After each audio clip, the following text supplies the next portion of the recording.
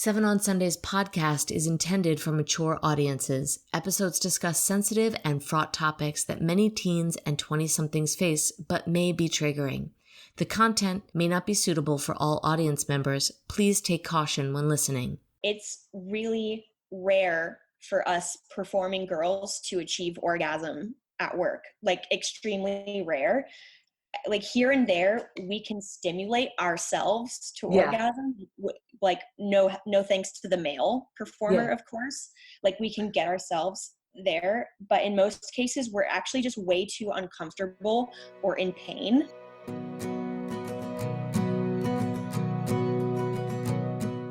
Hello and welcome to Seven on Sundays, the podcast about how young adults are navigating sex, relationships, and life today. We are your hosts, Dr. Shez Levy and Stephanie Boye, and each week we will share our candid conversations with young adults and experts about today's tough topics.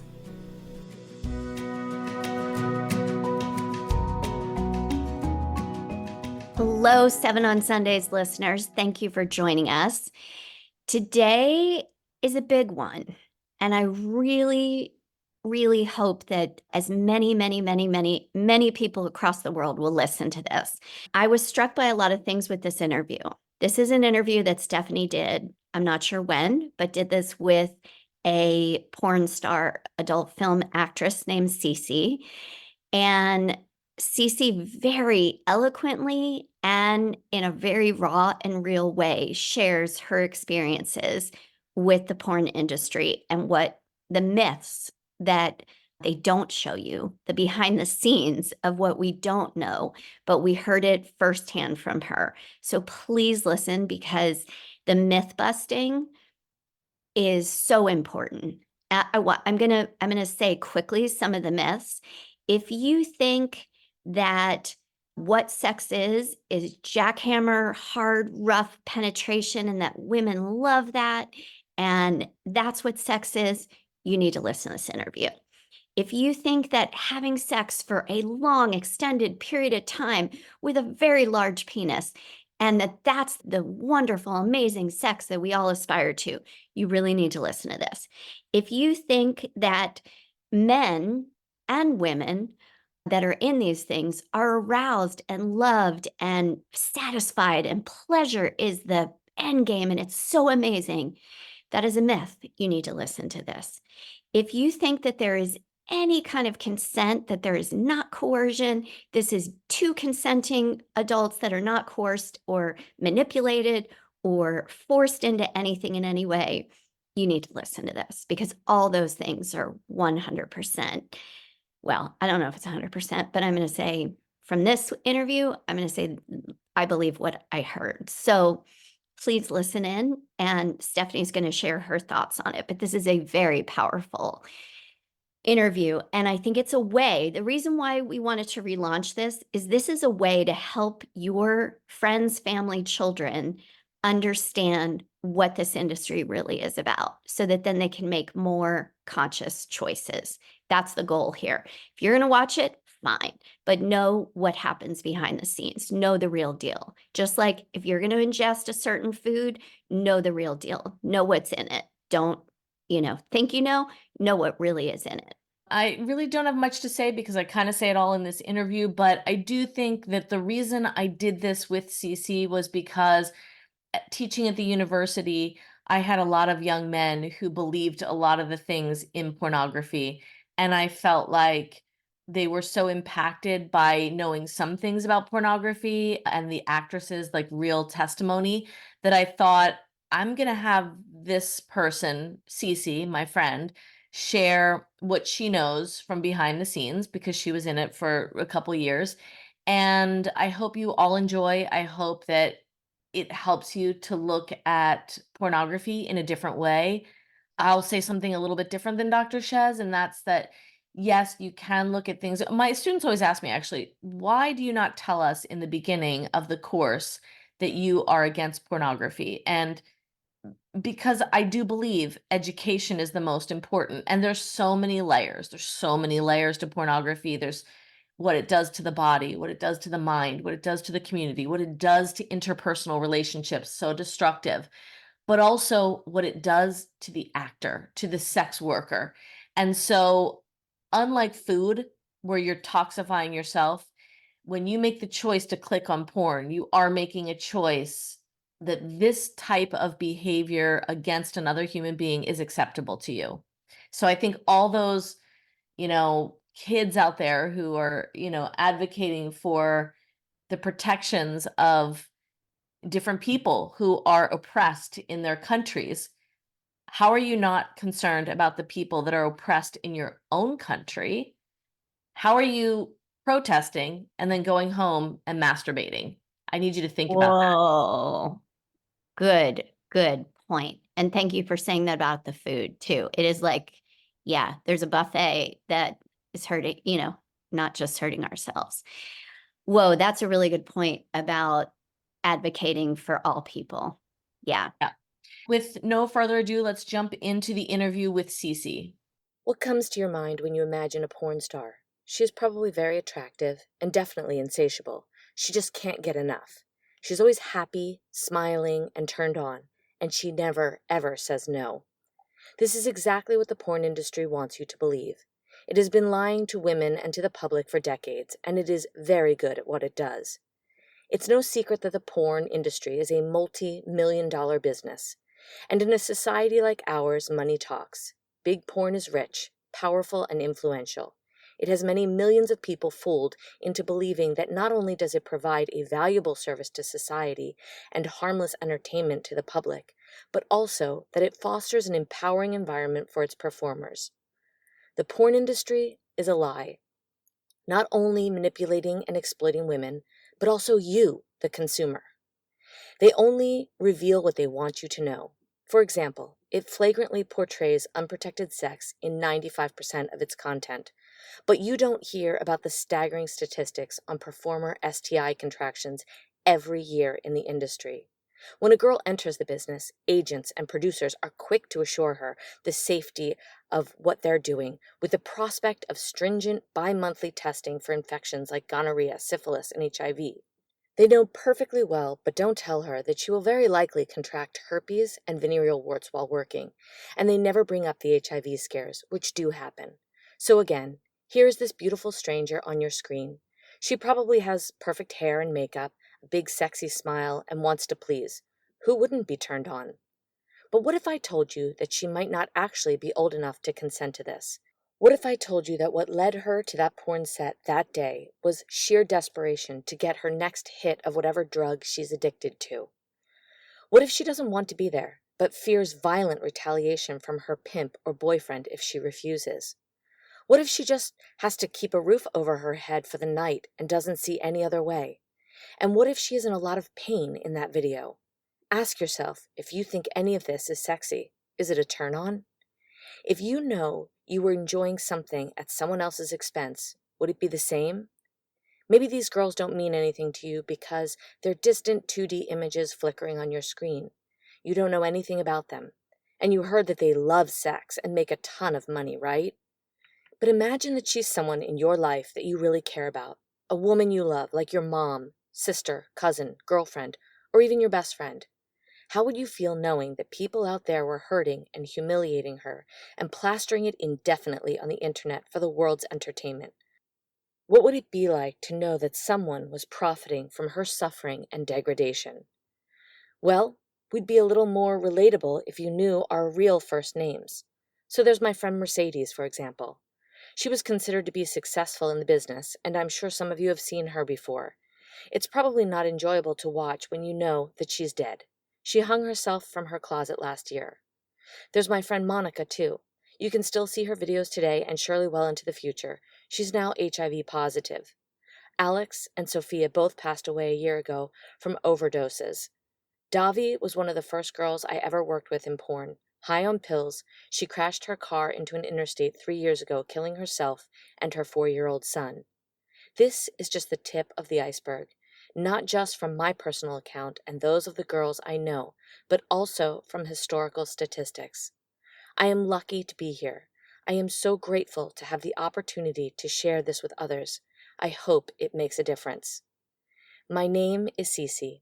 I am a human being, just like you guys, just like everyone else, and I am not meat, nor it, nor that, nor pussy, as I was so often referred to in the industry. I have a soul, which now bears the painful scars, and they are a heavy weight of memories from that time in my life. For the record, you guys, you men, you are not the problem. You are an invaluable part of the solution to this. I invite you to reflect on any porn habits and or attitudes you may have. With the advent of tube sites, porn no longer thrives on subscriptions, but rather on your clicks. The greatest threat there is to the industry is your critical thinking. They don't want you to think for yourselves. So I invite you to seek the truth and to truly empower yourself and others. I am so excited to talk again with my friend CiCi, who knows the adult industry. She was in the industry for several years in different capacities. She was an adult actress, an escort, and a cam girl.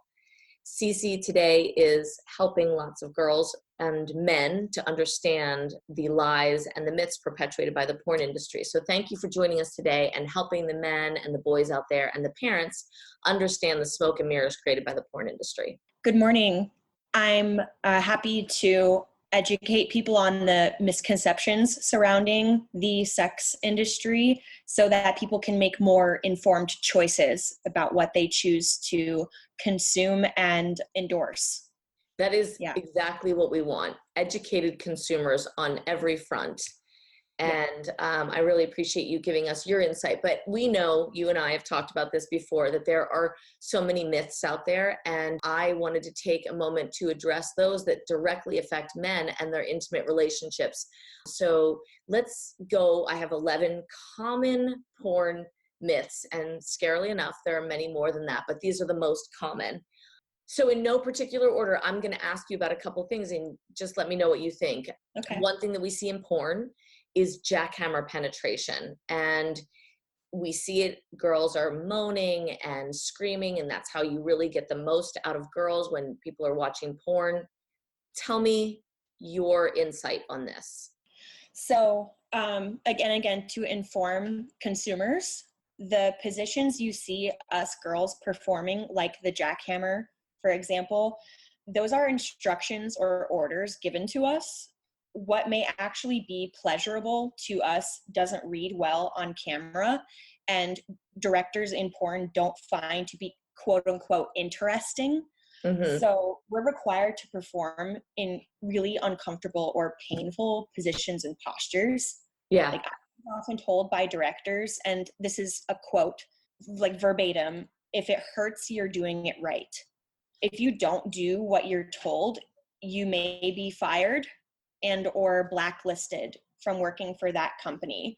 Yeah, in general, like more standard or realistic sex positions are seen as quote boring to directors. Vanilla, yes, they're seen as vanilla and uninteresting, and you kind of just need to do what you're told if you want to work and make money.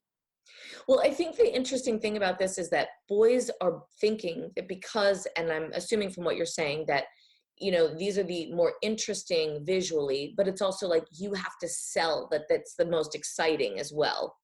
But yeah, that's definitely where the acting and the pretending and really the fakeness comes into play, because you have to pretend if you want to get a paycheck. Okay. Yeah, I mean, and that you see that in almost every porn is the jackhammer penetration. Right.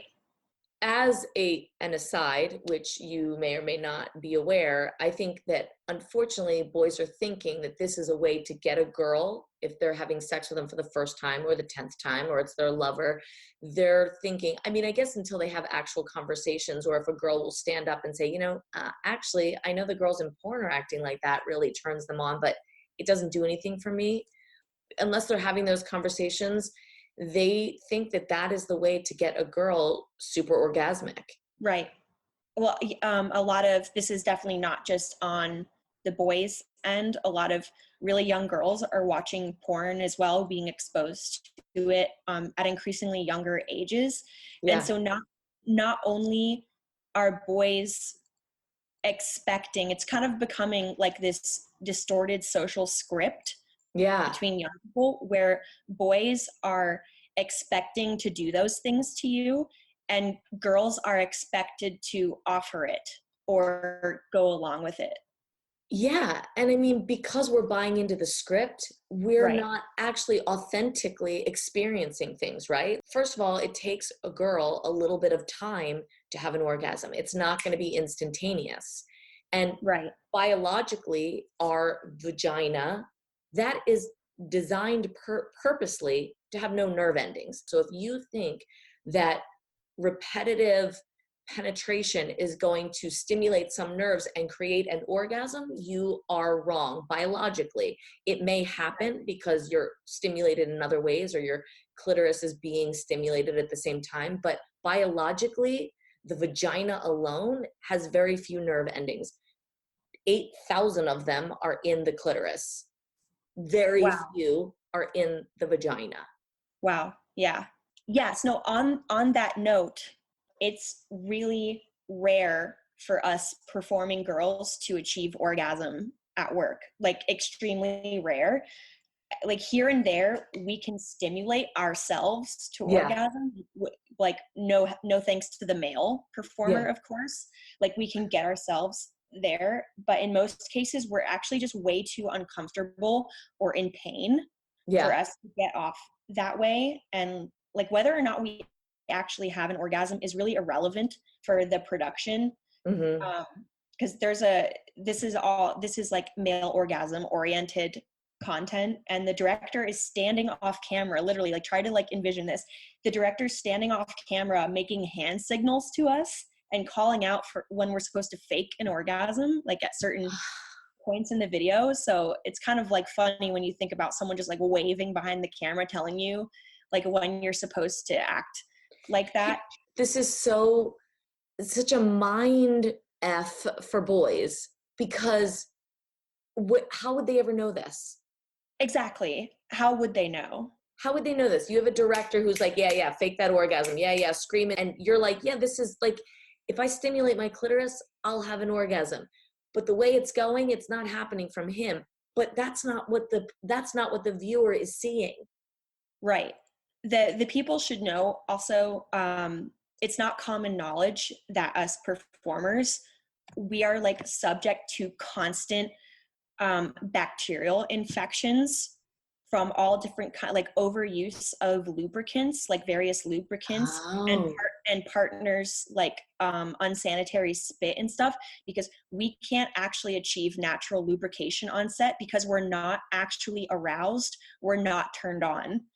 Well, And it's really, really hard. Well, this is actually a great segue into the next question or the next myth, which is that sex should last an hour. And as I said before, the video, even though boys are watching only a 6-minute video, Yeah. the way it's cut and edited, it makes it look like it has been going on for a long time, which unfortunately for the female actresses on set, it is going on for a long time, because that video, that 6 minutes may have taken 6 hours to shoot to Right. get all of that footage.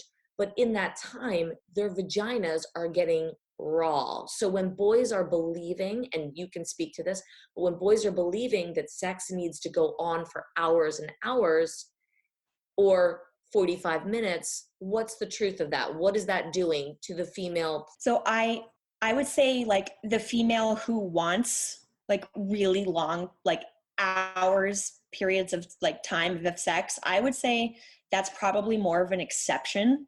Yeah. The general rule is I don't think the female body is really designed for that long of period of sex, because like you said, especially performers, like not just at work, but women in everyday life, Yeah. we get raw and we get sore, and Yeah. sex becomes painful after Yeah. like, I know for me personally, 20 minutes in, I personally start to get raw. Yeah.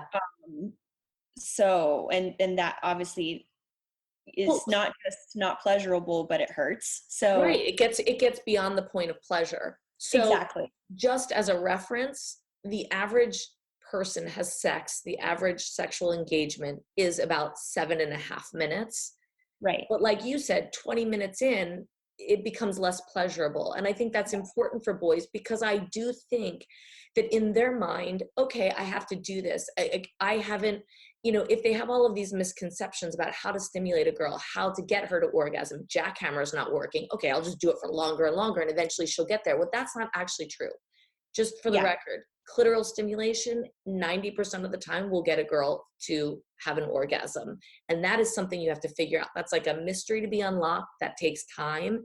It's not something you can just know, and every female is different. So that's important to keep in mind.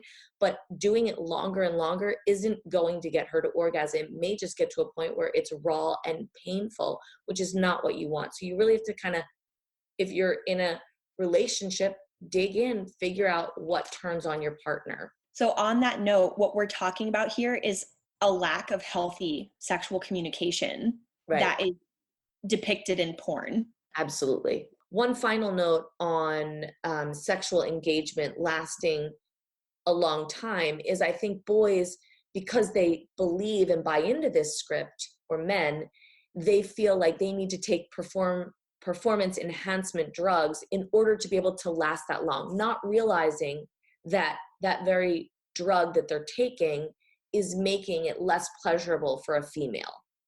Right. And that's something that's done on set as well. I mean, those performers need to use enhancement drugs to maintain erections for as long as sex is needed to be filmed, correct? Right. I think a lot of people assume that these men have some like special natural ability or superpower, when really they're actually just taking like various performance enhancement drugs like Viagra or Cialis is the other one. And some men shoot up, they're using a needle to inject themselves with, I'm actually not sure what it is, but I've witnessed several male performers use needles, like shots in their penises. My God. Yeah. All for this lie, all for the lie, all to keep the lie going. Yeah. Let's talk about the complete and utter lack of consent, like consensual communication, and even this is so important. Protection.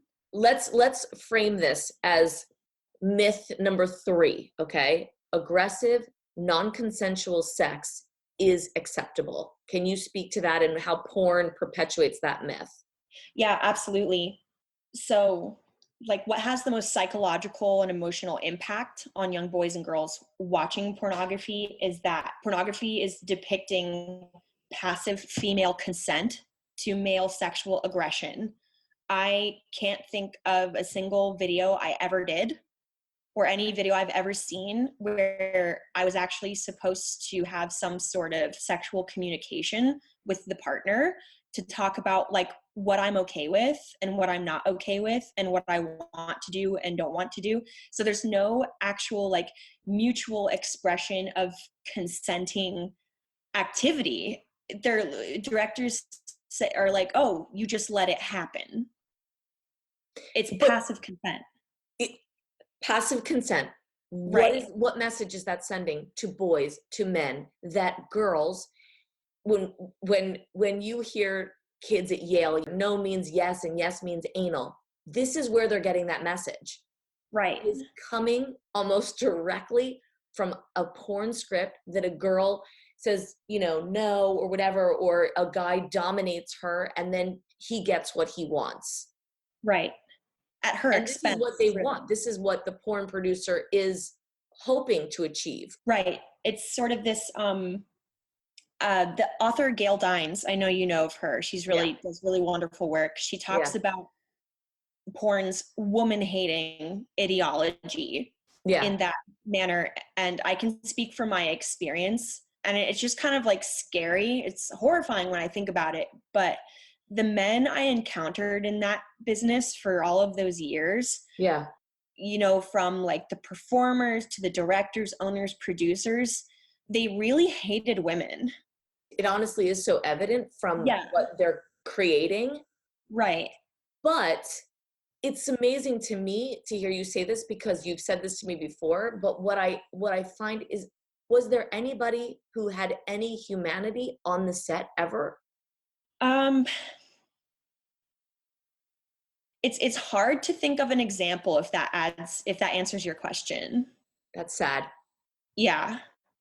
Outside of the performers, there are very few women working in the business. It's absolutely male dominated in every regard. And men who don't like women. They don't like women, and that's kind of evident. And apparent from just their behavior to their lifestyles to like what they're trying to, because they know that they have an impact on young people and on the general public, their consumer, and they still choose to do what they do regardless, knowing that porn is such a powerful form of sex education and molds the way people think and talk and do sex. Mm-hmm. So say that again. Porn producers are very aware of the impact that they have and that they are. So porn producers, directors, owners in general are grown men who have worked in this business for decades. Mm-hmm. And they are more than aware that pornography is an extremely powerful form of sex education. And they are aware of the impact they have on shaping people's attitudes and behaviors surrounding sexuality, the way they know that they can mold the way that the general public thinks about and talks about and acts and does sex. So if we don't have strong sex education in our country, we are leaving education of our minors, because curiosity will always be there, in the hands of men who willingly go forward and push an agenda that is aggressive and degrading to women. Yes, they're absolutely pushing, and again, I'll use Gail Dine's term, woman-hating ideology, and they're normalizing sexual violence against women. Wow. Yeah. So, for the record, boys who are watching this, aggressive, non-consensual sex is absolutely not acceptable. It is perpetuated by what you've seen if you're watching porn or if you have watched porn for years, but it is not acceptable. And when I spoke in the beginning about what will lead to criminal activity, this is exactly the kind of thing that, besides making you an unconscious, dysfunctional partner, also makes you a bad lover and a potential criminal.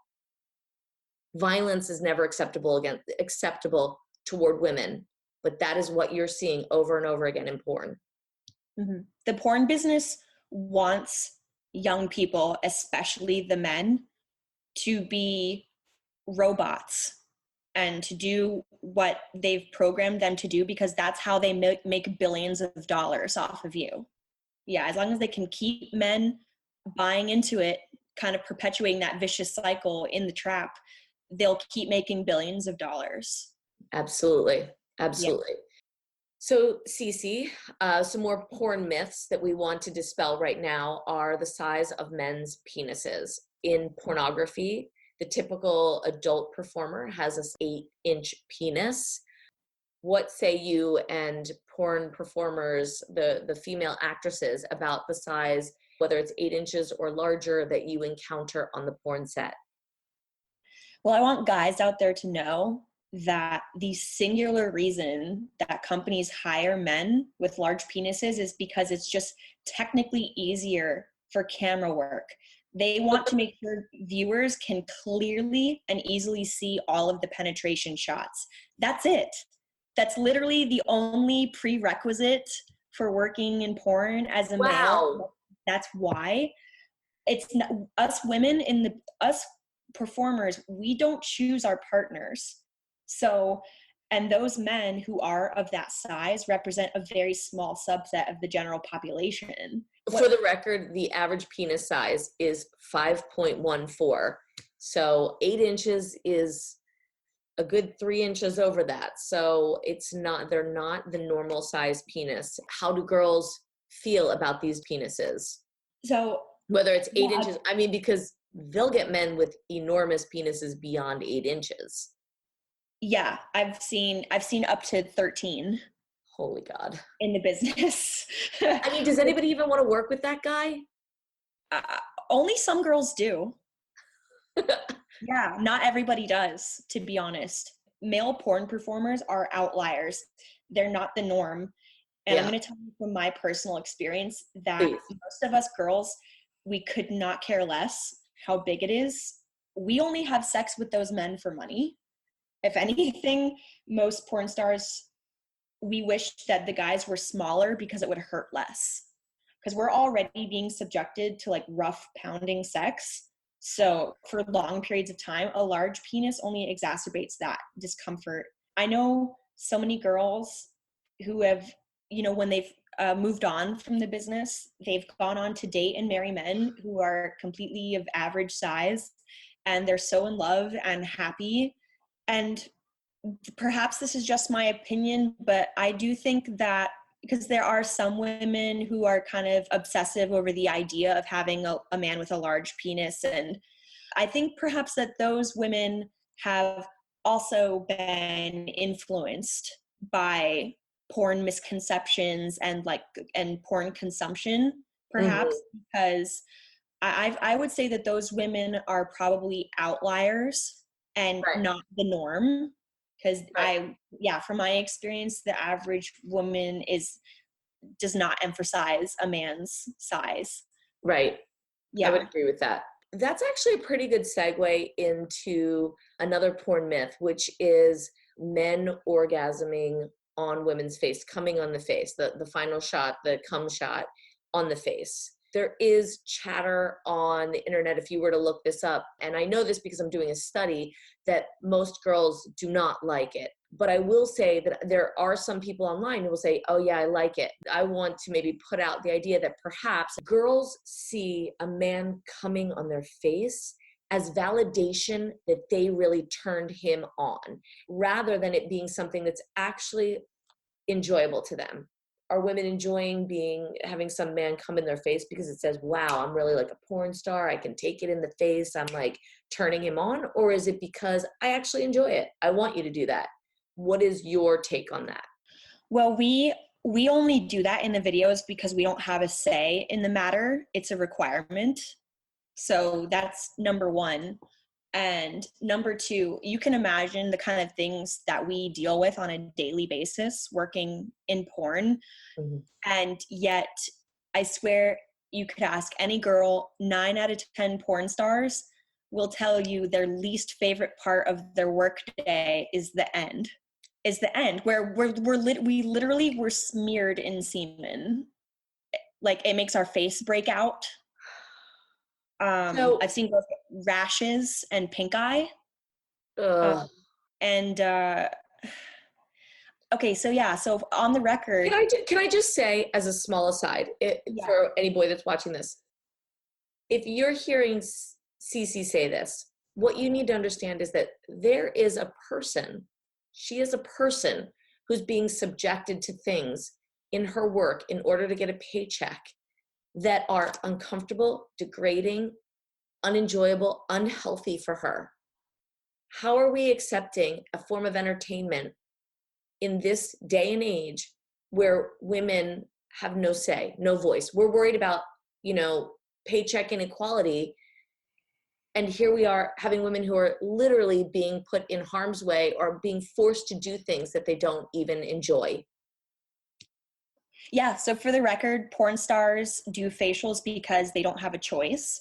And your kind of everyday, your ordinary girls out there in the world do it, not because it's actually pleasurable for them, but because they've been brainwashed into receiving validation from the act. Right. Exactly. Yes. Because that's what they. I don't believe it's because they authentically enjoy it. It's because it validates them as like the superstar sex girl. That's it. Like a porn star. Yes, that's what we've been taught. Thank you. It's understandable that girls are just like performing this program they've learned very well. So that's understandable. Yeah.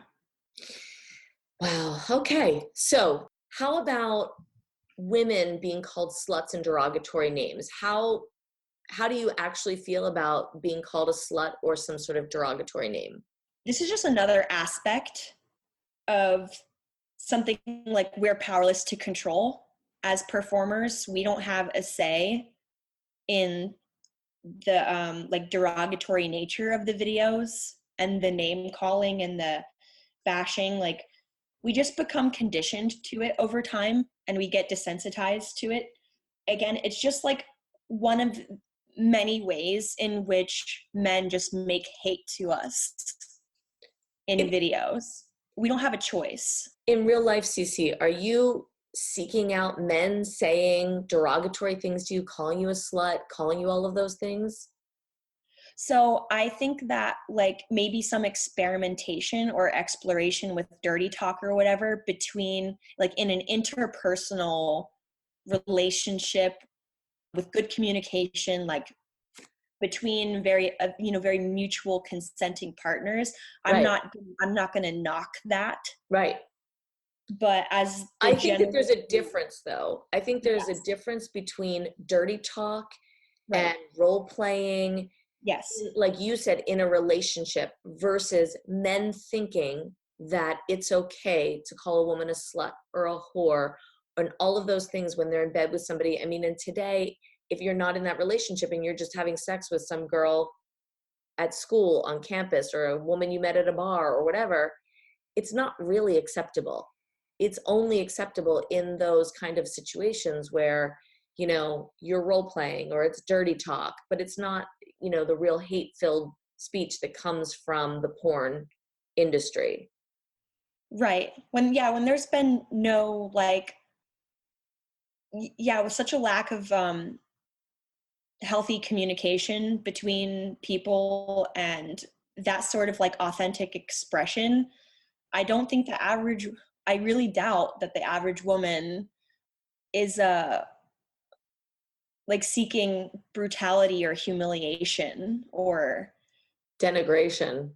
right Yeah. from a sexual partner. I don't think that's what women are looking for in a sexual partner. Right. I know that personally. I don't. Yeah, call me crazy, but I don't like it when someone's mean to me or, you know, insults me or puts me down or offends me. Call me crazy, but I don't really find that to be fun. But you know what's sad is that I bet there's a whole lot of boys out there who are great guys. And unfortunately, because they're curious, they start watching porn, they buy into it, and they think that that's what women want. Because a girl in porn will be like smiling when a guy calls her a name. And that's telling them, oh, that's what girls like. I get it. They're following a script. I mean, they're doing exactly what they've been taught through porn.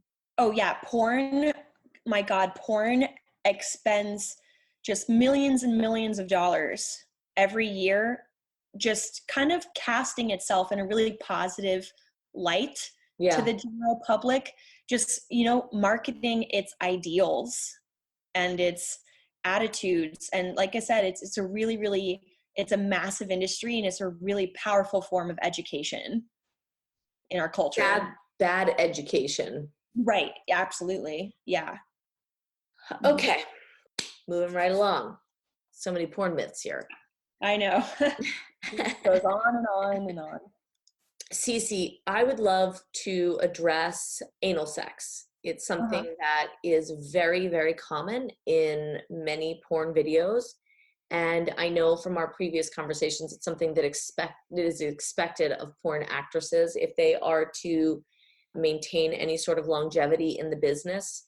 Maybe you can talk about anal sex and your experience, porn industry and real life. Okay.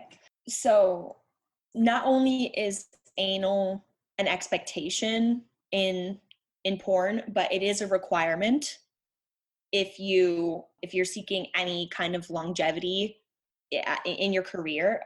It's the most highly demanded sex act.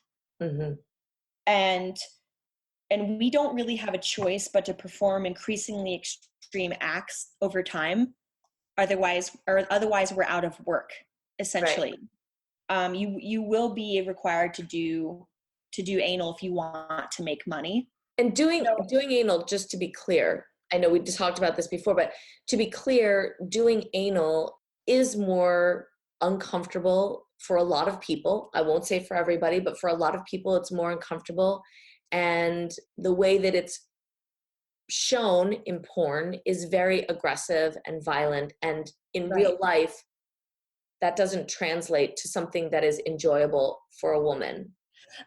Yeah, I think the guys out there should know that, I mean, this is just one of a number of reasons, but really violent, rough, aggressive, like extreme sex acts like anal, for example, and, you know, on to like double penetration and triple penetration gangbangs.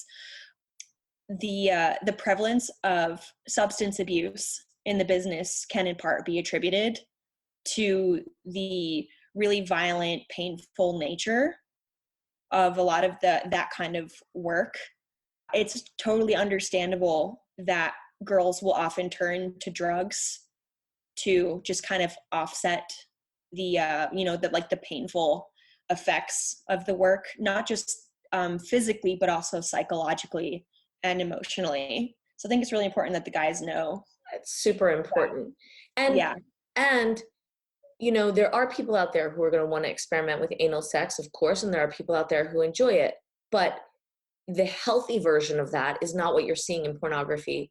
And the healthy version of that is, I mean, anal sex is like the NFL of sexual activity. You know, it's not something that, you know, you're doing in Little League. You know, it's not something that you do with every partner that you engage with, perhaps because it takes communication, it takes understanding your partner's body, it takes lots of lubrication, it takes understanding, and it takes, like, throughout the whole act, it takes them talking to each other. Does that work for you? Is this uncomfortable? Stop, don't do that. And having your boundaries and your parameters very clear.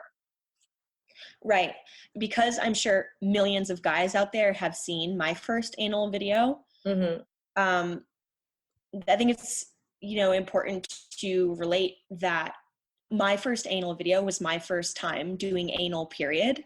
I had never done it in my personal life. Yeah. And it kind of came unexpectedly only because, so I had been shooting for this was when I was actually fairly new to the business, and my agent had just really overbooked me. Like, I was being overworked.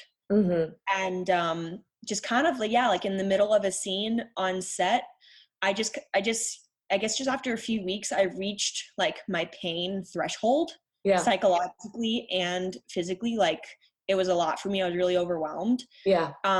And like I started bleeding a lot. Yeah. Vaginally, like during the scene. Yeah. And I could no longer, like, I could just no longer get the male to enter. Yeah. Like, my body was just said no. Yeah. It was just so swollen. Like, my whole pelvis was swollen and bleeding. And So sorry. yeah, and it just, instead of sometimes like it's still, just like makes me sad when I reflect on the lack of like humanity.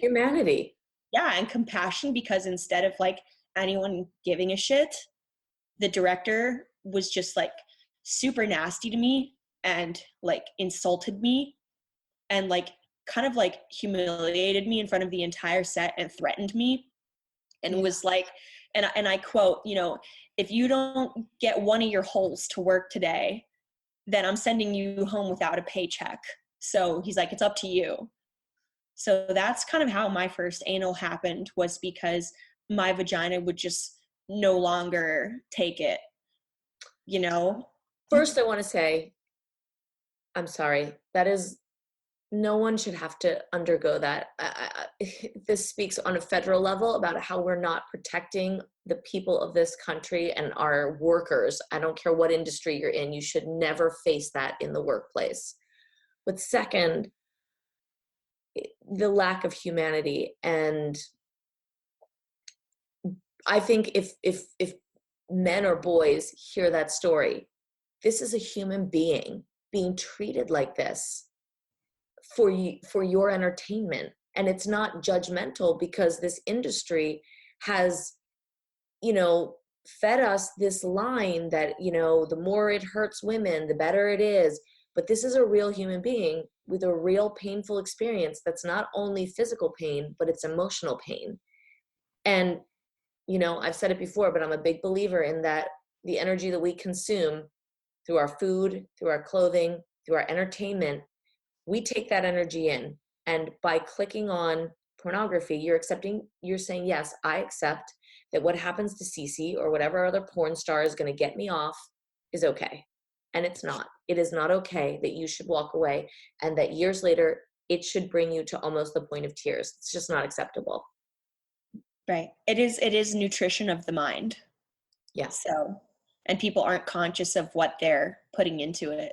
Well, thank you for being brave enough, honestly, to share that story with us, because that's not easy to say. I mean, when none of us want to bring up stories about our humiliation and making choices that we're less than happy about or actually coerced into doing. So thank you for being brave enough to share that story. Yeah, of course. That's my onset story.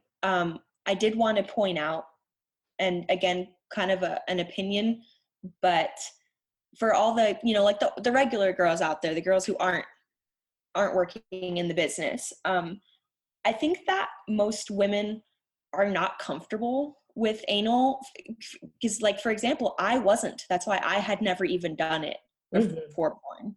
Right. I don't think women are really comfortable with this act, and I think a lot of them succumb to it under pressure from a partner, again, as part of that like warped social script that young people are learning. Well, I want to tell you this because you may not know this. I actually learned this from my friend Cindy Pierce the other day when I was listening to her give a speech at Dartmouth. But actually, men are turned on by the idea of anal sex because they have a prostate gland in their anus. And when that gets stimulated, it's, according to Cindy, it's an old prostitute's trick that when a John was taking too long to ejaculate, they would stick a finger up their butt and that would cause them to come like that. And so to them, the idea of anal stimulation is something that's exciting or sexually arousing. But we females do not have that, we do not have a prostate gland. So for us, it doesn't work the same way. We just have different biology. And if you think about it that way, it makes sense why men go, oh yeah, that's a great idea. And why women go, I don't get it. Like, okay, like for some women, it may be sexual play. Yeah. But for the most part, that idea, that stimulus that comes to men through their prostate gland does not exist for women. Oh yeah, no, I hadn't even considered that before. That's very interesting. It's interesting, right? I mean, it kind of makes you go like, oh, I get why they think that would be great. And certainly it's perpetuated in pornography enough. But in actuality, our bodies are just different. Yes. CiCi, the other thing I think girls maybe believe from pornography is that in order to be good at sex, they have to say yes to anything and everything, like a good porn actress.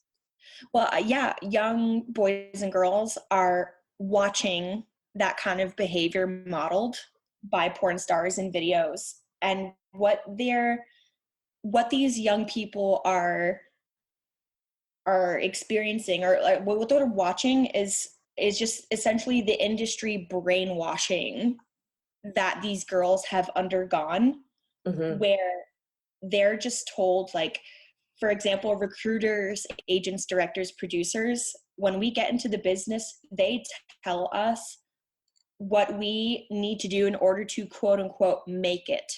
Yeah. And they want you to model performers like Sasha Grey or Jenna Jameson or the Christy Max. They want you to model a certain kind of behavior. What kind of behavior is that? Is just insatiable, nymphomaniac, down for anything, just completely buck wild, no limits, no boundaries. So it was the director who once told me, and I quote, "We want sluts, not whores." He's like, "We want you to act like you're not even doing this for the money. Like you love it so much, you want it so much that you would just do it for free. Like, we need you to act that way if you want to make it in this business." And Kids are getting that message. Yeah. Girls believing that they have to be that nympho, take anything without conscious thought about what am I doing? What do I want? What do I want? That's called sexual agency. What do I want? Right. And there is no sexual agency in porn. You have to be the slut, not the whore. Right. There's no agency, no sort of like introspection in the videos, or like reflection, communication, and anything that would communicate like female autonomy in their sexuality is just not present. No. No. CiCi, one of my questions was, because, you know, studies show that 75% of kids believe that what they see in pornography is a true depiction of sex. I think all of these myths that we've kind of blown through are showing you, okay, it's not really real.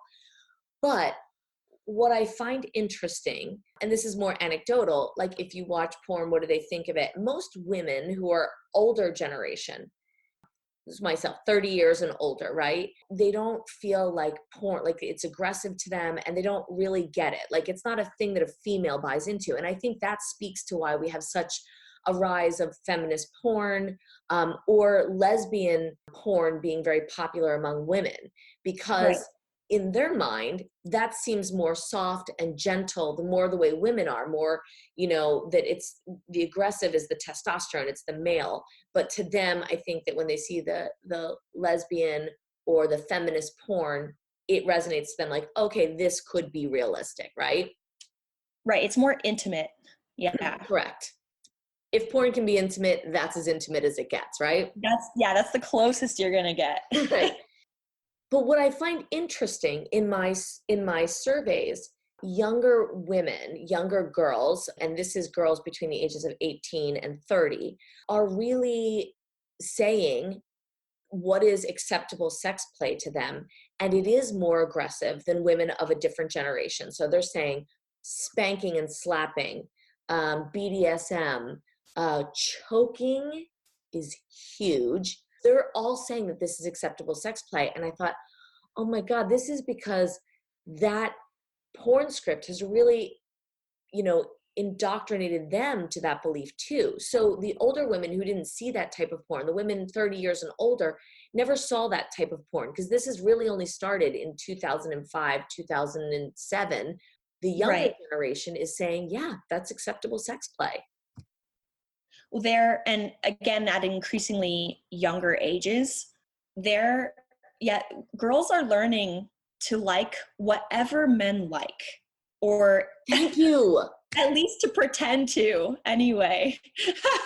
So if we can say one thing, I mean, we're two different women of two different age groups with two different life experiences, but I can say Right. that and there is an old adage that men will say what they have to get sex, and Right. women will do what they have to get love.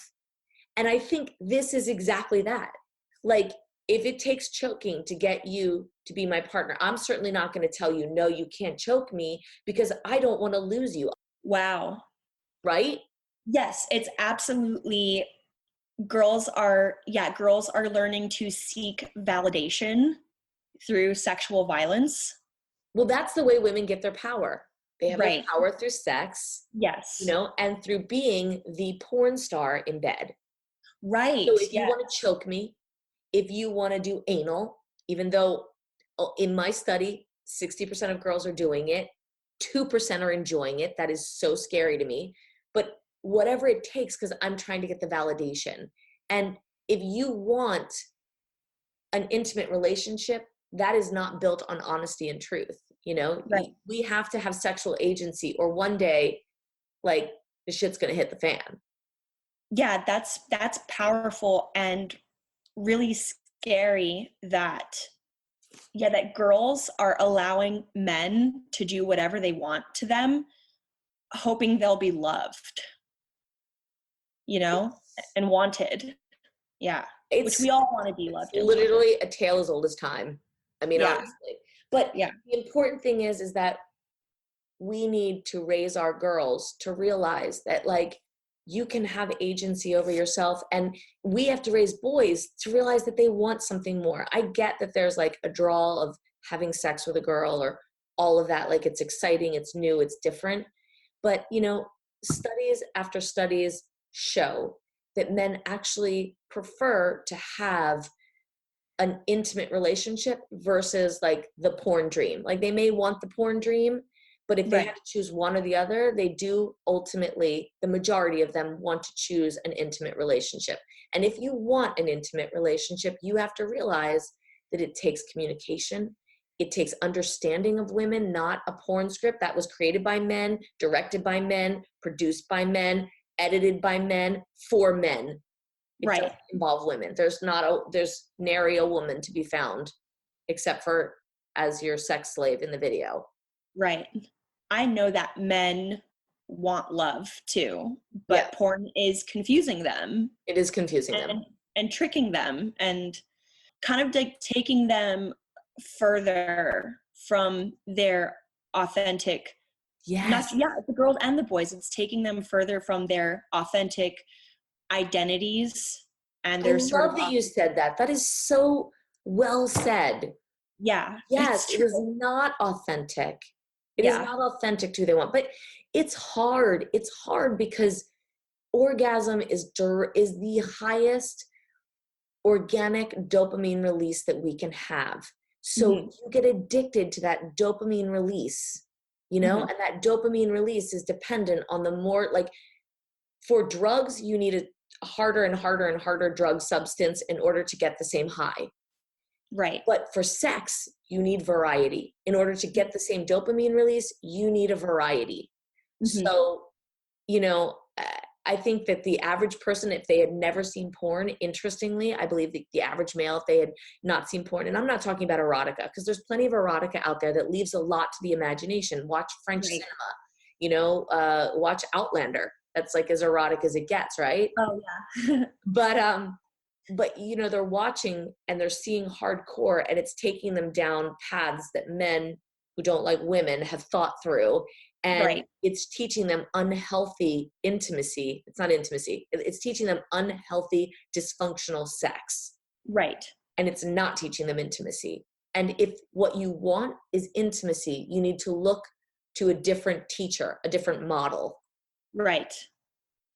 That's all we're it's saying. not a good example. Yeah, it's not a model, It's not a model. depending on what you're looking for. Yeah. So tell me this. Choking is a big thing, and it is a big thing for girls. Like, I see it in my surveys that girls are routinely saying that choking is acceptable form of sex play. I'm not saying, again, I try to never pass judgment on what is an organic desire of someone, but I Right. think when someone's telling you to try something or showing you that this is the way to great sex and you haven't organically found yourself there on your own, I question that. I really question that. Which is really what we're trying to get people to do, is just to question, like, think for yourself. The porn business doesn't want you to think critically No, about who you are and what you want, because they're not going to make billions of dollars from you if you're thinking for yourself. exactly. Yeah. Yeah. I want to say that. I want to say that, like, we can actually have quick little dialogue about this. Like, our goal is to get our viewers to think critically about what they're seeing. Right. And like you said, the porn industry, By telling you what to do and how to think, they make a lot of money off of you. They make money from you for life if they can keep you there in that trap.